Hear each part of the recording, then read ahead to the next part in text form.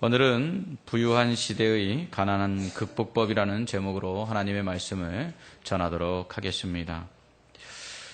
지난 25일에는 부천에서 생활고를 비관하여서 세 자매가 목숨을 끊는 일이 발생했습니다. 물론 타살의 흔적이 있어서 자살 여부는 더 조사해 봐야 안다고 합니다. 하지만 이것이 생활고를 비관하여 목숨을 끊는 사건이라면 정말 안타까운 일이 아닐 수 없습니다. 2014년 2월에는 서울 송파구에서 동일하게 생활고를 비관하여 모녀 셋이 번개탄을 피워놓고 세상을 등졌습니다. 그로 인해 그해 12월 기초수급 대상자에 대한 복지 혜택을 더욱더 확대하는 송파 새 모녀법이 국회 본회의를 통과했습니다. 하지만 여전히 경제적으로 생활이 어려워서 삶을 비관하고 목숨을 끊는 일이 점점 더 많아지고 있습니다. 정말 안타까운 일입니다. 그렇다면 하나님께서 만드시고 보시기에 좋았다 이렇게 말씀하신 이 세상이 왜 이렇게 가난한 걸까요? 먼저 가난은 인간의 범죄로 인해 이 땅에 들어왔습니다. 아담이 선악과를 따먹고 범죄함으로 인해 세상에는 가난이 생겨난 것입니다. 아담이 범죄하자 하나님은 아담에게 이렇게 저주하십니다. 내가 내게 먹지 말라 한 나무의 열매를 먹었은즉 땅은 너로 말미암아 저주를 받고 너는 내 평생에 수고하여야 그 소산을 먹으리라. 하지만 땅이 내게 가시덤불과 엉겅퀴를 낼 것이라. 이렇게 말씀하시죠. 결국 타락한 인간은 먹고 살기 위해 수고해야만 하게 된 것입니다. 그러나 그 수고에 대한 대가는 가시덤불과 엉겅퀴였습니다. 더 나아가 가인이 동생 아벨을 죽였을 때 하나님은 그에게 땅이 입을 벌려 내 손에서부터 내 아우의 피를 받았은즉 내가 땅에서 저주를 받으리니 내가 밭을 갈아도 땅이 다시는 그 효력을 내게 주지 아니할 것이요 라고 저주하십니다.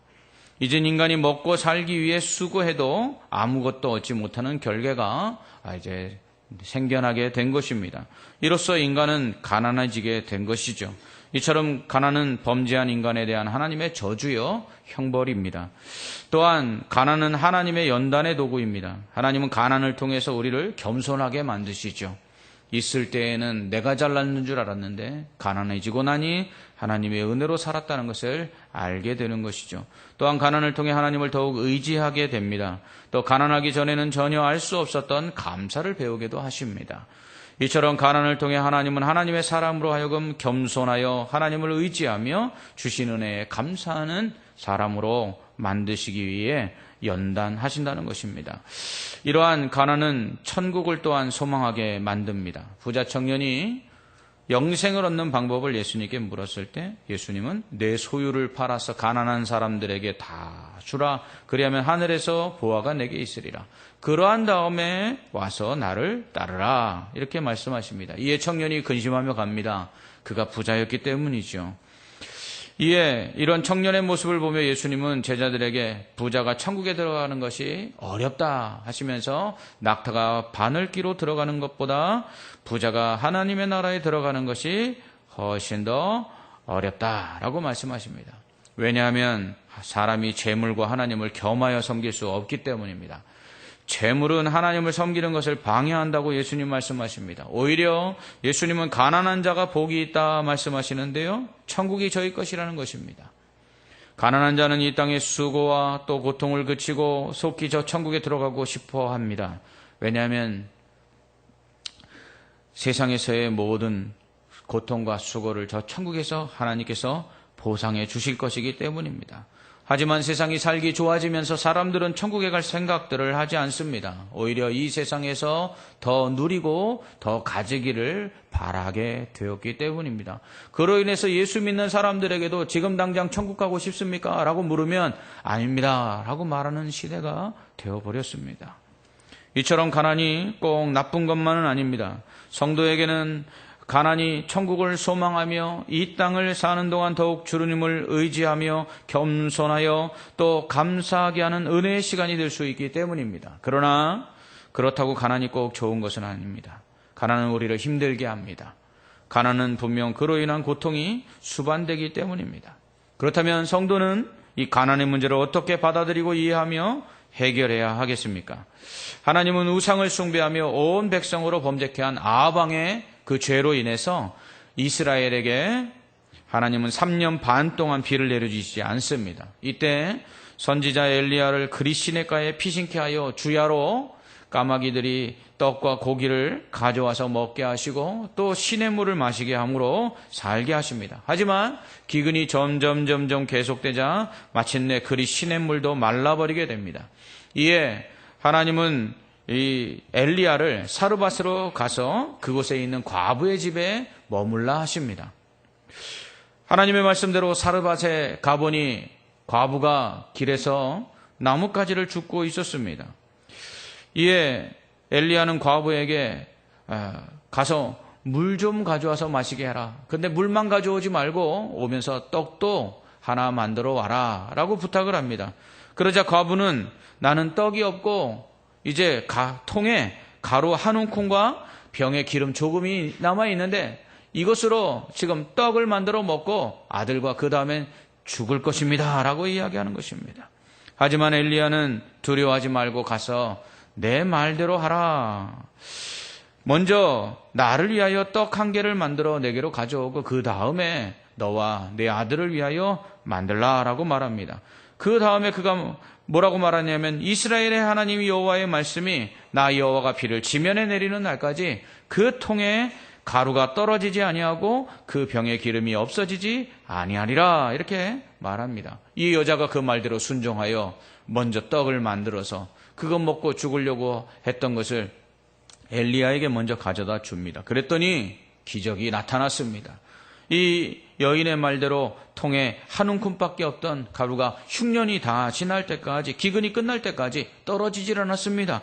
기름병에 조금 남아있던 기름도 마찬가지였습니다. 기근이 다 끝날 때까지 기름병에 기름이 없어지지 아니하였습니다. 결국 사르밧 과부와 그 아들 그리고 엘리야는 비가 다시 내리기까지 그것을 먹고 살 수 있었습니다. 먹고 죽을 것도 없다는 말이 있지요. 마지막 남은 가루와 기름으로 떡을 만들어 먹고 이제 죽으려고 하는 이 과부와 그 아들의 심정을 생각해 본다면 이 아방 때 이스라엘 백성이 겪고 있었던 그 가난의 현실은 극도로 열악했다는 것을 알 수가 있습니다. 이렇게 당시 백성들의 삶이 가난 속에서 피폐했던 것은 하나님 앞에 범죄했기 때문입니다. 우상 숭배와 불순종으로 인해 그들이 가난을 자초한 것입니다. 이렇게 가난해진 이스라엘 사람들은 그들이 하나님의 백성임에도 불구하고 그 가난을 견디지 못해 죽을 생각까지 했던 것입니다. 하나님의 백성이라고 가난해지지 않는 것이 아닙니다. 하나님의 백성이라고 먹고 사는 것이 녹록하지만은 않은 것입니다. 하나님의 백성도 때로는 죽고 싶은 마음이 생기는 때도 있습니다. 그렇다면 이러한 생활고를 비관하여 스스로 목숨을 끊는 일이 더 이상 없도록 하려면 어떻게 해야 할까요?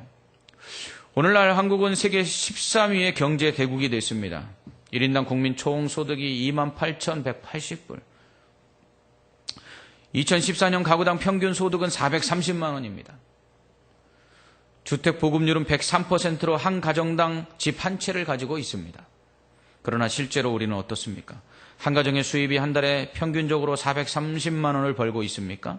집은 한 채씩 가지고 있습니까? 그렇다면 여러분 중산층입니다. 그러나 그렇지 못한 사람들이 더 많습니다.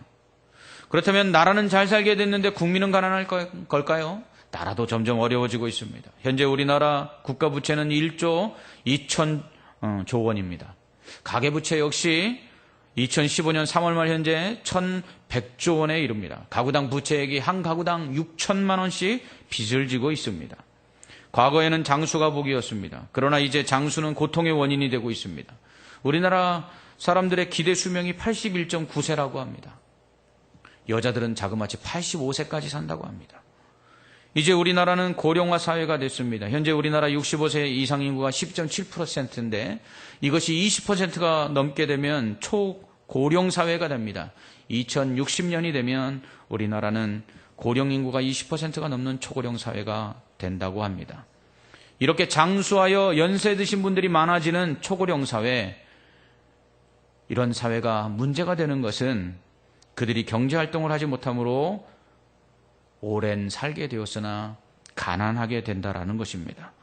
그렇다면 노인들이 스스로 일해서 자신들을 부양할 수 있도록 하면 되지 않겠느냐고 하실 것입니다. 놀라지 마십시오.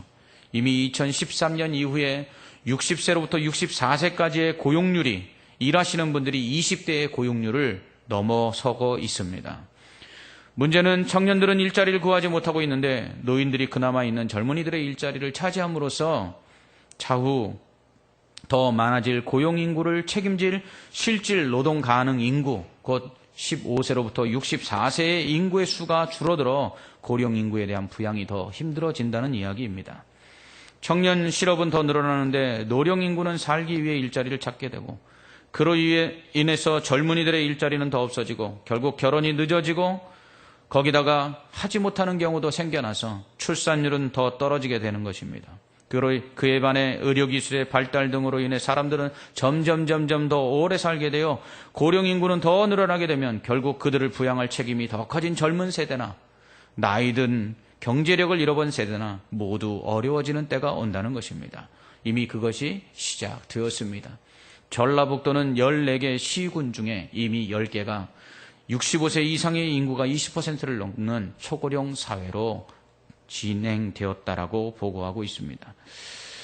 지금처럼 세계 경제가 모두 바닥을 치고 있는 상황에서 이런 상황이 더 진행되게 되면 젊은이들이나 또 나이 드신 분들이나 삶을 비관하여 목숨을 끊는 일들이 더 늘어나지 않을까 염려가 되는 것입니다.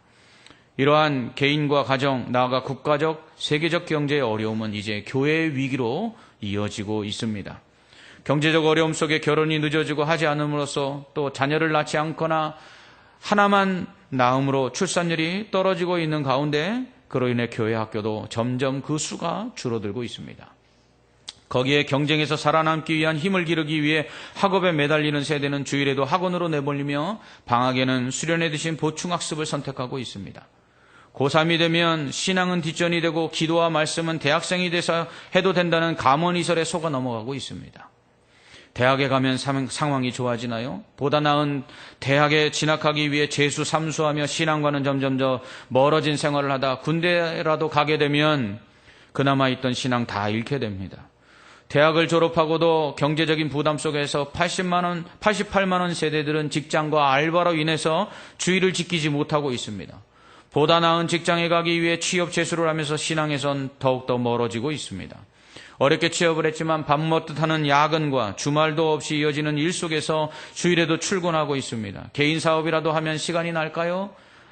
주인이라서 더 못 쉬며 주일에도 문을 열어야 하는 상황 속에 주일 성수냐 돈이냐는 문제를 놓고 신앙적 갈등까지 겪어야만 합니다. 좋은 직장에 들어가 평생 근무할 줄 알았는데 40대 중반이 넘으면 어느덧 퇴직에 대한 압박이 찾아옵니다. 자녀들은 어느덧 고등학생과 대학생이 되어 가장 돈이 많이 들어가야 할 때인데 덜컥 퇴직이라도 하면 어떻게 되나 전전긍긍하며 사는 것이 오늘날 40대, 50대들의 모습입니다. 이러한 상황 가운데 경제적 빈곤으로 인한 생활고를 비관하여 목숨을 끊는 일이 더욱더 늘어날 뿐만 아니라 나아가서 가정이 붕괴되고 있습니다.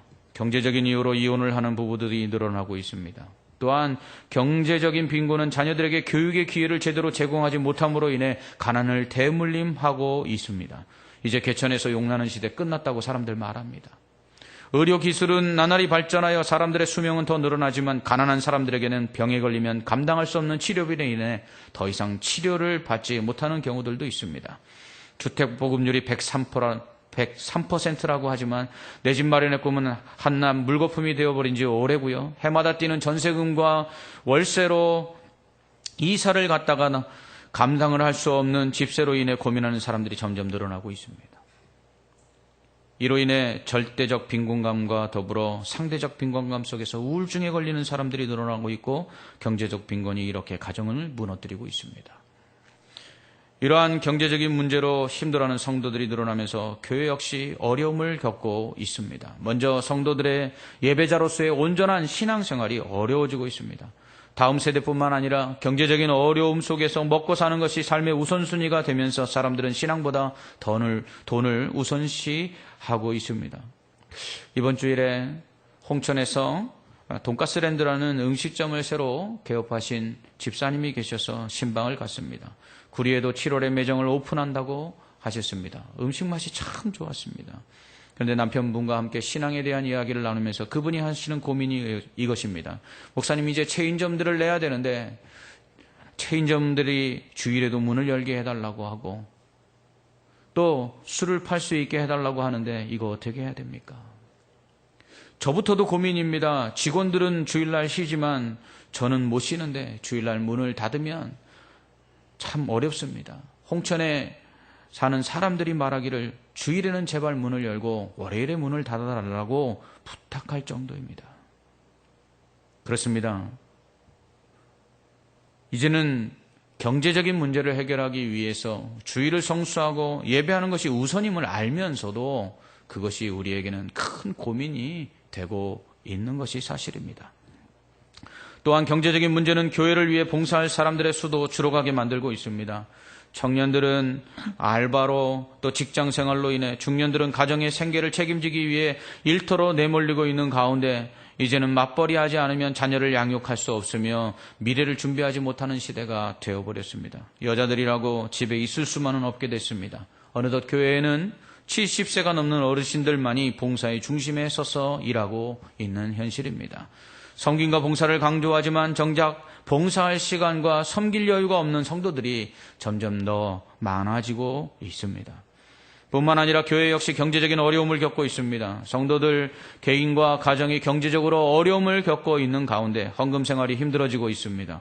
그로 인해 이제 교회가 부도가 나고 있습니다. 무리한 건축으로 인해 늘어난 부채를 갚지 못해 잘 지어놓은 예배당을 이단에게 빼앗기기도 하고 경매로 넘기는 사례들이 늘어나고 있습니다. 지금은 그나마 금리가 낮아서 좀 괜찮지만 향후 금리가 인상되면 교회가 안고 있는 부채들은 폭탄이 될지도 모릅니다.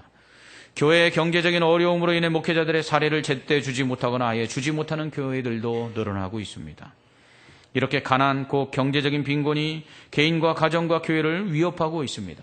마지막 남은 가루와 기름으로 떡을 해먹고 죽으려고 한다는 사르밧과 어버의 상황은 어느덧 오늘날 한국교회의 현실과 또 그 교회 안에 있는 성도들의 삶이 되어버리고 말았습니다. 그렇다면 해결책은 무엇일까요? 이렇게 기근으로 인해서 먹을 것이 없어 마지막 아들과 떡을 만들어 먹고 죽으려던 사르밧 과부에게 하나님은 엘리야 선지자를 보내십니다. 그리고 그를 통해 하나님은 희망의 메시지를 전달하십니다. 두려워하지 말라. 이스라엘의 하나님 여호와의 말씀이 나 여호와가 비를 지면에 내리실 날까지 그 통에 가루가 떨어지지 아니하고 그 병에 기름이 없어지지 아니하리라. 아멘. 가난 속에서도 우리가 의지해야 할 분은 오직 하나님뿐인 줄 믿습니다. 사람의 먹고 마심과 생사는 하나님의 손에 달려 있습니다. 하나님은 하나님의 백성이 가난하여 굶주리는 것을 결코 보시는 분이 아니십니다. 3년 반 동안의 기근으로 인한 가난은 비가 옴으로 해결됩니다. 그 해결의 시작은 바로 하나님의 긍휼과 그 은혜를 바라는 간절한 엘리야의 기도였습니다. 가난한 시대의 구제는 사람이 할 수 없습니다. 임금님도 가난을 막을 수 없다고 하지 않습니까? 가난은 오직 하나님께서 해결하십니다. 그러므로 우리는 하나님을 의지하고 하나님께 기도해야 합니다. 엘리야의 간절한 기도는 3년 반 동안 내리지 않던 비를 내리게 합니다.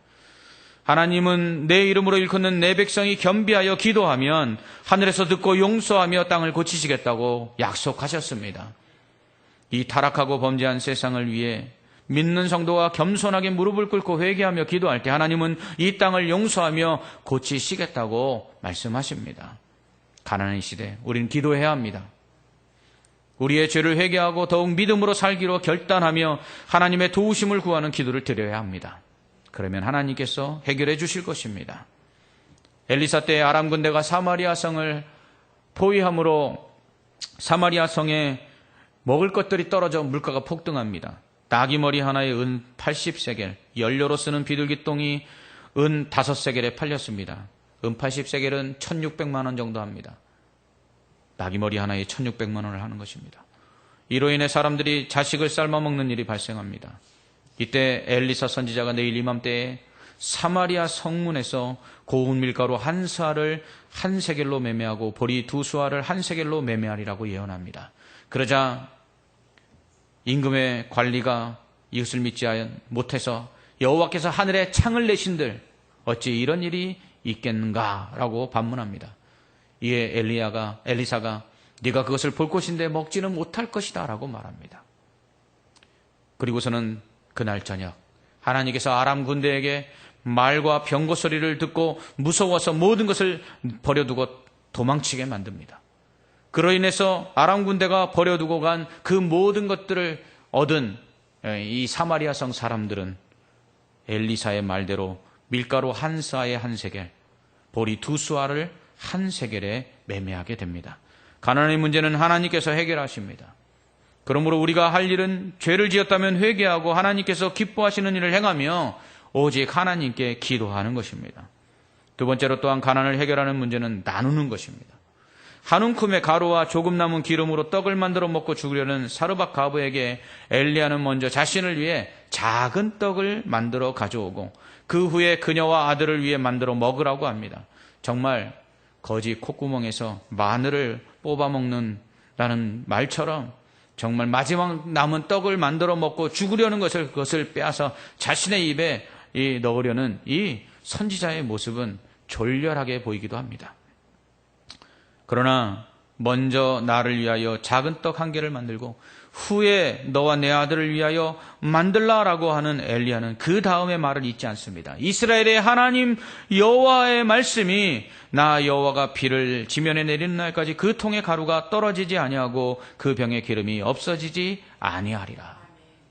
가난하지만 그래서 나눌 것도 없지만 그나마 있는 것을 나눌 때 하나님은 채워주신다는 그의 메시지는 예수님의 말씀과 일맥상통합니다. 주라 그리하면 너희에게 줄 것이니 곧 후히 되어 누르고 흔들어 넘치도록 하여 너희에게 안겨주리라. 잠언에는 말합니다. 지나치게 구제하여도 가난하여지지 않는다고 말씀합니다. 나눔은 기적을 만듭니다. 나눔은 받는 자들에게는 소망을 주고요, 나누는 자들에게는 더 풍성하게 채우시는 하나님의 은혜를 경험케 합니다. 가난한 자들은 항상 우리 곁에 있을 것이라고 예수님 말씀하셨습니다. 항상 우리 곁에 있는 가난한 자들에게 우리는 우리의 가진 것을 나눠야 합니다. 바울은 고린도 후서 8장 9절에서 우리 주 예수 그리스도의 은혜를 너희가 알거니와 부요하신 자로서 너희를 위하여 가난하게 되심은 그의 가난함을 인하여 너희로 부요하게 하려 하심이니라. 주님께서는 우리를 위해 하나님의 아들 되심을 포기하셨습니다. 그로 인해서 그를 믿는 우리를 하나님의 자녀가 되게 하셨습니다. 예수님은 온 우주의 창조자시며 통치자로서 하늘에 계셔야 함에도 불구하고 그 하늘을 버리고 이 땅에 오셨습니다. 그로 말미암아 우리에게 하늘에 올라갈 수 있는 구원을 허락해 주셨습니다. 예수님은 이 땅에 오셔서 자신의 생명을 십자가에서 우리를 위해 내어주셨습니다. 그러므로 말미암아 죄로 죽었던 우리에게 그 생명을 갖게 하셨습니다. 주님은 자신의 가지신 모든 것을 우리에게 주셨습니다. 그로 인해서 그것을 우리가 얻게 하신 것입니다. 이처럼 주님의 나눔은 곧 우리를 부욕케 한 것입니다. 이렇게 우리를 위해 모든 것을 주신 예수님은 우리에게도 역시 똑같이 주님처럼 그렇게 나누라고 말씀합니다. 주님은 내 이름을 위하여 집이나 형제나 자매나 부모나 자식이나 전토를 벌인 자마다 여러 배를 받고 또 영생을 상속하리라고 말씀하십니다. 주님의 이름을 위하여 전토를 벌인다는 것은 무엇입니까? 이 소유를 나눈다는 것입니다. 이 말씀에 따라 성령을 받은 초대교회 성도들은 자신의 소유를 나눴습니다. 자신의 밭을 팔아서 사도의 발 앞에 갖다 놓으면 사도들이 그것을 가난한 자들에게 나누어 주었습니다. 그로 인해서 함께 살 수 있었습니다.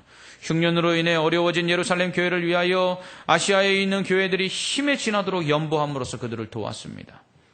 이것이 바로 가난을 해결하는 예수님의 방법입니다. 그것은 바로 나눔입니다. 오늘날 우리는 풍요의 시대를 살고 있습니다. 분명 흉년은 아닙니다. 그러나 우리는 이 풍요의 시대, 풍년 속에서 오히려 흉년을 겪고 있습니다. 이것은 없어서 겪는 흉년이 아니라 나누지 않음으로 인해 든 흉년인 것입니다. 약육강식의 시대입니다. 내가 살기 위해 남을 죽이지 않으면 안 되는 시대입니다. 모든 것이 경쟁입니다. 공부도, 취업도, 심지어 결혼도 경쟁입니다. 이러한 세상에서 그리스도인은 공생을 실현해야 합니다. 남보다 더 앞서 나가고 더 빨리 가는 것이 아니라 함께 가야 합니다. 이것이 주님께서 우리에게 보여주신 삶입니다. 땅에 사는 우리를 위해 하늘을 버리심으로 우리에게 하늘을 주셨습니다. 영생하시는 분이 십자가에서 죽으심으로 죄로 인해 죽을 우리에게 생명을 주셨습니다. 하나님의 아들이 사람의 아들이 되심으로 사람의 아들인 우리를 하나님의 아들이 되게 하셨습니다. 자신의 것을 주심으로 우리를 살리시고 함께 더불어 살게 하셨습니다. 이것이 주님의 방법입니다. 이 시대의 가난을 해결하는 방법은 바로 나누는 것입니다. 예수님 마지막 심판의 날에 의인과 악인을 나누실 때에도 의인들은 줄이고 목마르고 헐벗고 병들고 옥에 갇힌 자들을 돌아보았기 때문이라고 말씀합니다. 그들이 의인이라는 것입니다.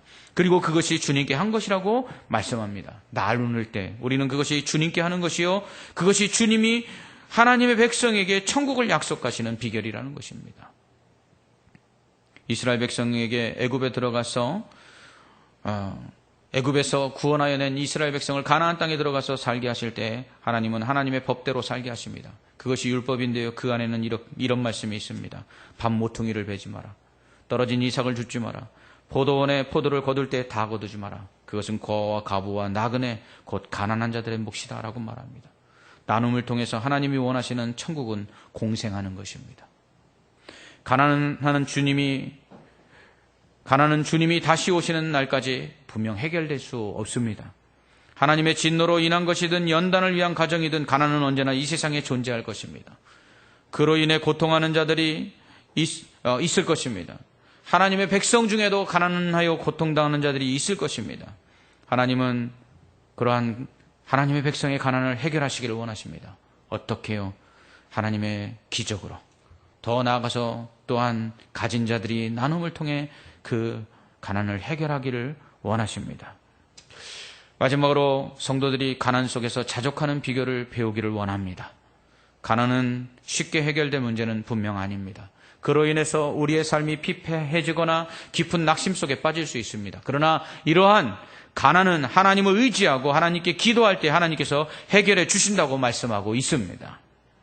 그렇기 때문에 우리는 궁핍함 속에서 더욱 믿음을 가지고 하나님께서 해결해 주실 것을 믿고 인내하면 됩니다. 바울은 내가 궁핍함으로 말하는 것이 아니라 어떤 형편에든지 나는 자족하기를 배웠노니 나는 비천에 처할 줄도 알고 풍부에 처할 줄도 알아. 모든 일 곧 배부름과 배고픔과 풍부와 궁핍에도 처할 줄 아는 일체의 비결을 배웠노라. 내가 내게 능력 주시는 자 안에서 모든 것을 할 수 있느니라. 아멘. 우리가 주 안에 있다면, 우리가 예수님을 믿는다면 우리는 모든 것을 할 수 있습니다. 그것은 돈으로 하는 것이 아니라 하나님의 능력으로 하는 것입니다. 그러므로 고린도 교회를 향해서 바울은 근심하는 자 같으나 항상 기뻐하고 가난한 자 같으나 많은 사람을 부유하게 하고 아무것도 없는 자 같으나 모든 것을 가진 자로라다라고 말하고 있습니다. 이것은 우리 안에 돈이 얼마나 있느냐, 우리가 얼마나 많은 것을 소유했느냐 때문이 아니라 우리 안에 있는 예수님 때문입니다. 우리 안에 있는 그 예수님은 하나님이십니다. 그 하나님이 우리 안에서 우리를 부욕해 하실 것입니다. 돈이 없어서 못하는 것이 아니라 하나님의 능력으로 행하게 하실 것입니다. 가난한 우리는 아무것도 할 수 없어도 모든 것을 하실 수 있는 부유하신 하나님은 우리를 부하게도 하실 뿐만 아니라 모든 것을 이루실 수 있으십니다. 가난하십니까? 그렇다면 하나님께서 얼마나 능력 있게 일하시는 분이시는 줄을 확인할 수 있는 기회를 가지고 있다고 생각하시기 바랍니다. 하나님은 가난한 자를 결코 그냥 두지 않을 것입니다. 하나님은 가난한 자를 돌보실 것입니다. 사르밧 과부의 가난으로 인한 죽음을 결심한 상황에서 그냥 보고 그냥 두지 않으시고 엘리야를 보내셔서 기근이 끝날 때까지 살게 하십니다. 가난한 자들은 경제적인 문제를 통해 하나님을 더욱 바라보고 의지해야 합니다. 자족하기를 배우고 능력 주시는 자 안에서 모든 것을 할 수 있다는 믿음을 가져야 합니다. 그러면 하나님께서 가난의 문제를 해결해 주실 것이고 그로 인해서 우리의 믿음은 더욱더 강해질 것이며 그로 인해서 하나님께서 우리에게 베풀어 주시는 은혜 가운데 감사가 넘치게 될 줄 믿습니다. 나눔을 통해 하나님의 기적을 통해 가난의 문제를 해결해 주시는 그 하나님 앞에서 우리는 우리의 가난의 문제를 자족하며 하나님께 맡기고 기도할 뿐만 아니라 가난한 성도들의 이 가난의 문제를 외면하는 것이 아니라 함께 나누어야 합니다. 이것이 개인소득 3만 불을 넘어 4만 불 시대를 바라보는 가운데서도 점점 더 가난해져 갈 것을 두려워하는 이 시대 속에 살아가는 사람들에게 희망의 메시지가 될 줄 믿습니다. 예수님은 서머나 교회를 향해서 내가 내 환난과 궁핍을 알거니와 실상은 내가 부유한 자니라. 이것은 그들이 환난과 궁핍 속에서 죽었다가 살아나신 그 부활하신 주님을 믿었기 때문이라는 것입니다. 죽은 자도 살리시는 그 주님은 가난 속에서 다시금 일으켜 세울 것을 그들이 믿었기 때문에 그들은 환난과 궁핍 속에서도 오히려 믿음을 잃지 않았던 것입니다. 반대로 라오디게아 교회를 향해서는 내가 말하기를 나는 부자라 부요하여 부족한 것이 없다 하나 내 빈곤한 것과 가련한 것과 가난한 것과 눈먼 것과 벌거벗은 것을 알지 못하는도다라고 책망하십니다. 부유하십니까? 부요함으로 기도하기를 멈추셨습니까? 부요함으로 하나님 앞에 예배하기를 그치셨습니까? 부요함으로 그 부요를 누리다가 하나님께서 주신 것을 나누지 못하고 있지는 않습니까? 우리는 그렇다면 가난한 자입니다. 진정 부자는 물질적으로 풍요로운 사람이 아니라 믿음이 많은 사람입니다. 그래서 그러한 것을 나누는 사람, 가난한 자들을 결코 그냥 두지 아니하고 함께 나눔으로 공생하는 사람, 이 사람이 진짜 부자라고 성경은 말씀합니다. 부유한 시대, 모든 것이 넘쳐나는 시대, 그런 속에서 우리는 더욱 가난하다고 느껴가는 이런 빈곤과 박탈감의 시대에서 오직 부욕해 하시는 이신 주님을 더욱 믿음으로 바라봄으로써 믿음 안에서 만족하며 감사하며 오히려 나눔으로써 함께 더불어 잘 살고 혹 가난하다면 하나님께 기도함으로 하나님께서 베풀으시는 은혜 가운데 풍성한 것들을 누리게 되는 진정한 부자들이 되시기를 주님의 이름으로 축원합니다. 아멘. 기도하겠습니다. 하나님 아버지, 참으로 어려운 시대, 믿음을 지키기도 어렵고 이 어려운 시대를 살아갈 그 용기마저도 점점 없어지는 시대, 믿는 자들에게 오직 믿음을 주셔서 하나님을 바라보게 하여 주옵시고 우리의 가난이 하나님의 연단이라면 믿음으로 이겨내게 하여 주옵시며 혹 하나님께 범죄한 것이라면 회개하고 온전히 주의 뜻을 이룰 수 있게 하여 주시옵소서. 하나님의 자녀들이 가난한 것을 결코 두고 보지 아니하시는 하나님께 기도함으로 부요하게 하여 주옵시고 그 부요케 된 것을 가지고 나눔으로 가난한 자들과 함께 더불어 잘 살 수 있는 하나님의 뜻을 이룰 수 있는 저희들 되게 하여 주시옵소서. 가난 속에 혹시 죽음을 결정할 만큼 너무나도 힘든 하나님의 백성들이 있습니까? 주여 오늘 엘리야를 보내셔서 기적을 일으키신 것처럼 오늘 이 말씀을 들을 때에 그 가정에 기적이 임하게 하여 주시옵소서. 예수님 이름으로 기도하옵나이다. 아멘.